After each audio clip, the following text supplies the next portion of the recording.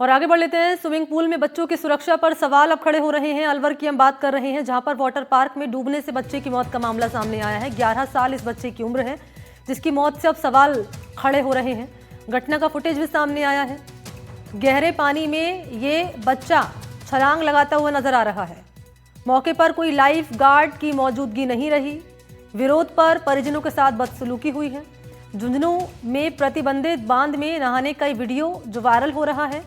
उदयपुर वाटी के कोट बांध में नहाने का वीडियो जो आपके सामने हमने रखा, और सख्त पाबंदी के बावजूद भी ये लापरवाही भरी तस्वीर। हर साल डूबने से कई लोगों की मौत हो जाती है, तो स्विमिंग पूल अब डेथ पूल बन रहे हैं। ऐसा इसलिए कह रहे हैं कि ये जो घटनाक्रम अभी सामने आया है, इसमें आप देख पा रहे हैं कि ये 11 साल का बच्चा जो स्विमिंग पूल में छलांग लगाता नजर आ रहा है, लेकिन कोई लाइफ गार्ड यहाँ पर मौजूद नहीं है। लगातार बच्चों की स्विमिंग पूल में डूबने से मौत हो रही है, और इन मौतों का जिम्मेदार कौन है? जिम्मेदार क्या इन घटनाओं की जिम्मेदारी लेंगे? ये भी एक बड़ा सवाल हो चला है। ये दो तस्वीरें आपके सामने रख रहे हैं, और पहली तस्वीर हैरान करने वाली, वीडियो वायरल हो रहा है उस वक्त का जब ये घटना सामने आई, जब ये 11 साल की उम्र का बच्चा स्विमिंग पूल में छलांग जब लगाता है, तो यहाँ किसी तरह के लाइफ गार्ड की मौजूदगी नहीं रहती है। डूबने से बच्चे की मौत हो जाती है। अगर यहाँ लाइफ गार्ड की मौजूदगी होती तो इस बच्चे को बचा लिया गया होता उस वक्त, और ये घटना सामने ना आती। इसलिए हम सवाल खड़े कर रहे हैं। और स्विमिंग पूल किस तरह से डेथ पूल बनते हुए नजर आ रहे हैं, क्योंकि ये पहली मर्तबा नहीं है, इससे पहले भी इस तरह की घटनाएं सामने आती रही हैं।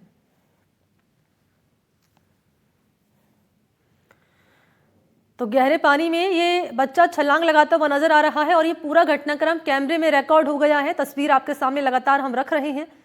और झुंझुनू की अगर बात कर ली जाए तो देखिए, अलवर और झुंझुनू इन दोनों ही शहरों में ये घटनाएं सामने आई है। झुंझुनू में मौतों की जिम्मेदारी कौन लोग लेगा, ये एक बड़ा सवाल हो चला है। और अलवर की तस्वीर हमने आपके सामने रखी जब ये घटनाक्रम सामने आया, तो इसलिए कैसे ये स्विमिंग पूल जो है वो डेथ पूल बनते हुए नजर आ रहे हैं, ये गवाही, ये तस्वीरें इस बात की दे रही हैं।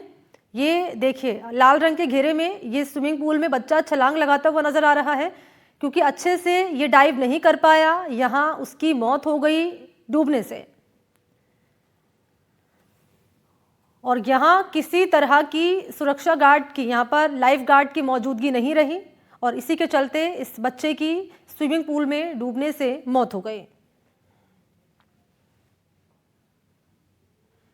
और अब इन मौतों की जिम्मेदारी कौन लेगा, क्योंकि ये स्विमिंग पूल ये लगातार अब डेथ पूल बनते हुए नजर आ रहे हैं। बच्चों की लगातार इन डूबने से मौत हो रही है, लेकिन सवाल ये खड़ा हो रहा है कि आखिर लाइफ गार्ड की मौजूदगी यहाँ पर क्यों नहीं थी, क्यों लाइफ गार्ड यहाँ पर तैनात नहीं किया गया। झुंझुनू में देखिए, यहाँ पर लगातार मौत की घटनाएं सामने आ रही हैं। कौन जिम्मेदारी लेगा इसकी, ये एक बड़ा सवाल है।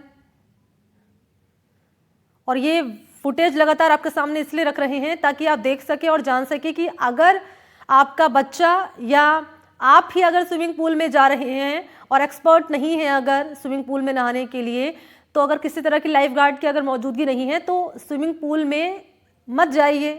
क्योंकि अगर आप एक्सपर्ट नहीं हैं, आपको सही से स्विमिंग नहीं आती है, और साथ ही साथ वहाँ लाइफ गार्ड की मौजूदगी नहीं है, तो आपकी जान पर बन आ सकती है।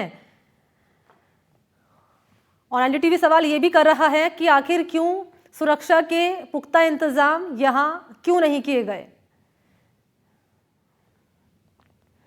और इस लापरवाही के चलते एक बच्चे की मौत हो गई डूबने से।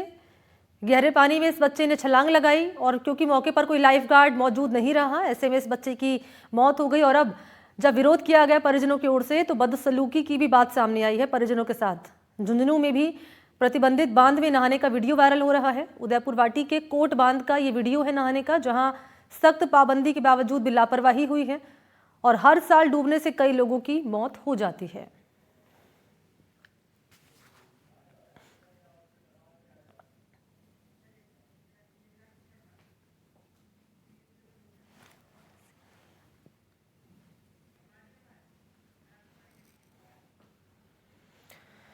तो आपके सामने मैं कुछ ग्राफिक्स भी रखने जा रही हूं और सवाल है दरअसल जो एनडीटीवी पूछ रहा है कि जिम्मेदार एजेंसियां क्या कर रही हैं। ये बड़ा सवाल है, कहां है जिम्मेदार एजेंसियां और क्या जिम्मेदार एजेंसियां इस बात की जिम्मेदारी लेंगी जो घटनाएं सामने आ रही हैं।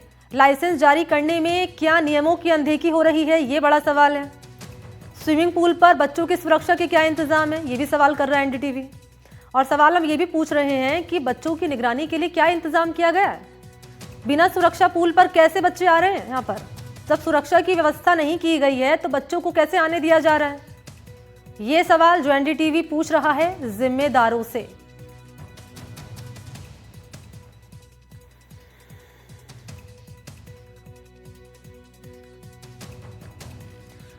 तो जिम्मेदार एजेंसियां क्या कर रही हैं, लाइसेंस जारी करने में क्या नियमों की अनदेखी हो रही है, स्विमिंग पूल पर बच्चों की सुरक्षा के क्या इंतजाम हैं, क्या बच्चों की निगरानी के लिए इंतजाम किए गए हैं और बिना सुरक्षा पूल पर कैसे बच्चे आ रहे हैं। ये एक महत्वपूर्ण सवाल जो लगातार एनडीटीवी जिम्मेदारों से पूछ रहा है। और सबसे बड़ा सवाल तो सुरक्षा से जुड़ा हुआ है। अगर सुरक्षा व्यवस्था होती यहाँ तो शायद इस 11 साल के बच्चे की मौत ना होती। और ये तस्वीरें उन तमाम पेरेंट्स के लिए सबक भी हैं कि अगर आप जा रहे हैं स्विमिंग पूल अपने बच्चों के साथ, स्विमिंग पूल के आसपास कोई सुरक्षा व्यवस्था आपको नज़र नहीं आ रही है, कोई लाइफ गार्ड की मौजूदगी नज़र नहीं आ रही है, तो कतई स्विमिंग पूल में नहाने के लिए ना जाएं, क्योंकि ये लापरवाही आपकी जिंदगी पर भारी पड़ सकती है।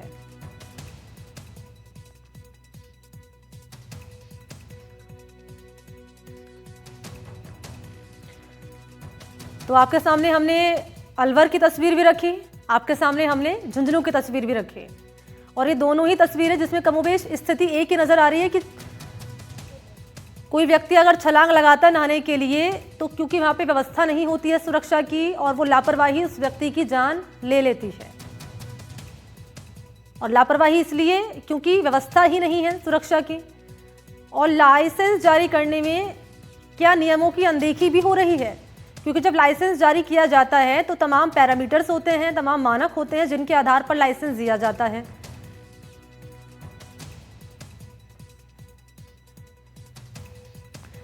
और इसी खबर पर मेरे साथ मेरे दो सहयोगी हैं मौजूद हैं ज़्यादा जानकारी लिए। सबसे पहले अलवर से मौजूदगी है मुदित गौड़ की और झुंझुनू से इम्तियाज़ इस वक्त मेरे साथ मौजूद हैं। इम्तियाज़, पहले मैं आपके पास ही आ रही हूँ और पीछे देख पा रही हूँ स्विमिंग पूल के आसपास ही आप मौजूद हैं, यहाँ पर खड़े हुए हैं और हम सवाल भी लगातार यही कर रहे हैं कि ये जो घटनाएं लगातार सामने आ रही हैं कि स्विमिंग पूल में नहाने के लिए बच्चे जाते हैं, किशोर युवक जाते हैं और वहाँ पर क्योंकि इंतजाम नहीं होते सुरक्षा के, उसके बाद उनकी जान चली जाती है। इस पर कोई जिम्मेदार अधिकारी का बयान सामने आया है कि आखिर क्यों ऐसी लापरवाही बढ़ती जा रही है? देखिए, कल जो स्विमिंग पूल में डूबने से बच्चे की मौत हुई थी उसके बाद से हमने जो प्रशासनिक अधिकारी है उनसे पूछने की कोशिश की है, लेकिन प्रशासनिक अधिकारी है वो अभी इस बात पर बोलने से बच रहे हैं। और हमने ये भी फिलहाल जिस स्विमिंग पूल में जो बच्चे की मौत हुई थी हम वहां पहुंचे हैं और यहाँ पर हमने रियलिटी चेक किया है। तो यहाँ पर जो बच्चों के लिए बनाया गया है वो करीब 1.25 फुट का जो हाइट है वो बनाई गई है। इसके साथ ही जो बड़े लोगों के लिए बनाई गई है वो हाइट करीब 4.5 फुट है। हमने यहाँ पर रियलिटी चेक किया है तो पता लगता है कि यहाँ पर दो जो ट्रेनर है उनको भी लगाया गया है। अभी फिलहाल हमारे साथ जो यहाँ के पुल संचालक है विनोद जी वो भी हमारे साथ मौजूद है, हमने इनसे भी बातचीत की है। परमिशन है वो भी हमने देखी है, तो तमाम जो क्राइटेरिया है परमिशन का उसके अंडर में ये स्विमिंग पूल है वो बना हुआ है। लेकिन कहीं ना कहीं गलती है वो जो कोचिंग सेंटर से आए हुए जो संचालक थे उनकी गलती थी, वो किसी सेल्फी में बिजी हो गए और बच्चा है वो बच्चों वाले स्विमिंग पूल से निकलकर बड़े वालों में निकल गया। हमारे साथ विनोद जी मौजूद है। सर, कल की क्या घटना थी? बच्चे का डूबने से मौत हो गई थी, क्या था पूरा मामला?